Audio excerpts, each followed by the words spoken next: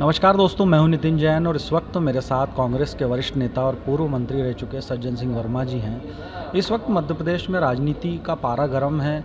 अक्षय बम के नामांकन वापसी ने पहले ही राजनीति को गर्म कर दिया था और अब हाल ही में मध्य प्रदेश के अध्यक्ष जो हैं कांग्रेस के जीतू पटवारी, उनके एक बयान ने राजनीति को एक बार फिर से गर्म कर दिया है। सज्जन भैया से हम जानेंगे कि सज्जन भैया, आज एक बयान बहुत चर्चा में है इमरती देवी को लेकर जो प्रदेश अध्यक्ष जी ने दिया है। सबसे पहले मैं जानना चाहूँगा कि इस बयान को सज्जन वर्मा एक बतौर राजनेता कैसे देखते हैं? देखिए, पहले तो मैं ये सफाई देना चाहूँगा कि हमारे प्रदेश कांग्रेस के अध्यक्ष जीतू पटवारी जी महिलाओं का बहुत सम्मान करते हैं। भावनाएं कभी भी इस तरह की नहीं होती जो मतलब भारतीय जनता पार्टी के लोगों ने लगाया है और बवाल मचाने की कोशिश की है। उनको तो राई मिल जाए तो पहाड़ बनाने की आदत बीजेपी वालों को है। जीतू पटवारी जी ने जो संदर्भ था कि अब इमरती देवी इतने चुनाव हार चुकी हैं कि उनमें अब राजनीतिक मादा बचा नहीं है। शब्दों का चयन वो चंबल है, वो मालवा की भाषा ले आए। इतनी भर गलती हुई, वरना ऐसी मंशा कभी भी मेरे प्रदेश अध्यक्ष की नहीं रही।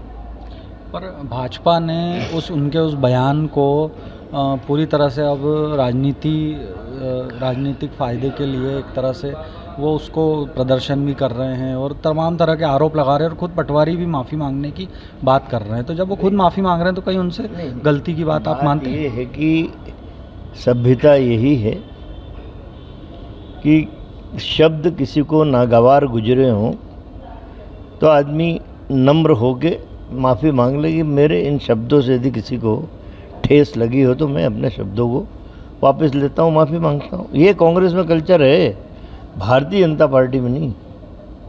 मोदी जी कुछ भी बोल दें, वो डिक्टेटर हैं, तानाशाह है, वो वापस नहीं होते। अमित शाह कुछ भी बोल दे, वो वापस नहीं होते।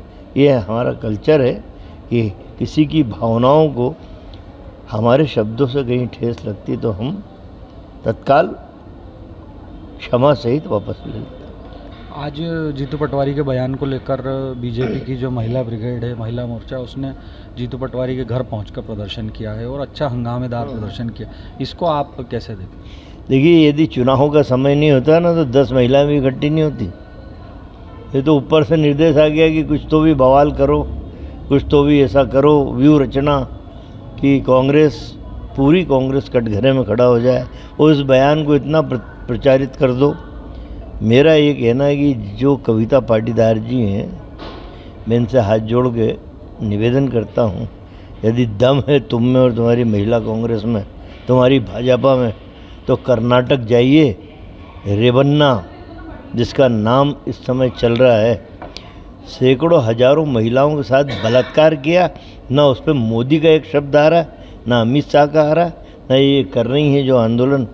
कितना घिनौना कृत्य किया है, उस पर शर्मसार होने के बजाय चंद शब्दों को पकड़ के बवाल करने राजनीतिक लाभ के लिए भाजपा किसी हद तक जा सकती है।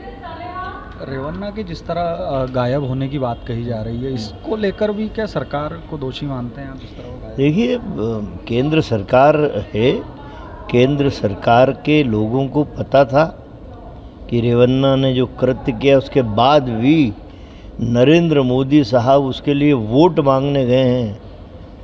क्या देश से माफ़ी मांगेंगे नरेंद्र मोदी साहब? इनके कल्चर में ही नहीं है। ये तानाशाह लोग हैं कांग्रेस के कल्चर में कि हमारे शब्दों से ठेस लगती तो हम झुक जाते हैं। फिर से पटवारी जी पे आते हैं। जीतू पटवारी ने जो कुछ भी कहा और जो कुछ भी फिलहाल चल रहा है राजनीति में मध्य प्रदेश की, उससे क्या कांग्रेस को नुकसान होगा? और देखिए, अब हम लोग तो अपनी सच बातों को भी मनवा नहीं पाते। जैसे मैं हमारे घोषणा पत्र की, संकल्प पत्र की बात कर लूँ, अभी इस लोकसभा चुनाव में जो हम लाए हैं, 1 लाख रुपये महीना, हम 1 लाख रुपये साल, 8,500 रुपये महीना हर महिला को देंगे। उस पढ़े लिखे नौजवान को जो ग्रेजुएट है, उसे हम जब तक नौकरी नहीं लग जाती, व्यवसाय नहीं कर लेता, 1 लाख रुपये साल देंगे, मतलब 8,500 रुपये। ये बात हम बता नहीं पाते, लेकिन भाजपा झूठ जो है, उस झूठ को भी सच में बदलने के लिए हाहाकार मचा देती। जैसे आज महिलाओं ने जीतू पटवारी के घर के बाहर। तो इनसे यही कहना कि ज़रा कर्नाटक चले जाओ, रेवन्ना के घर पे जाके करो, तो देशवासी समझेंगे कि वास्तव में आप महिला सम्मान की हिमायती हैं। इंदौर में नोटा के अभियान चलाने की बात अब कांग्रेस कर रही है, और अगर नोटा का अभियान चलता है तो आप क्या मानते हैं किस स्थिति तक ये जाए? नहीं, यहाँ ये प्रश्न गलत है। नोटा का अभियान कांग्रेस नहीं चला रही, आम जनता की मांग है कि हमारे वोट के अधिकार का हनन हुआ है। वोट का राइट बहुत बड़ा अधिकार माना जाता है, अपनी सरकार को चुनने का, अपने प्रतिनिधि के चुनने का।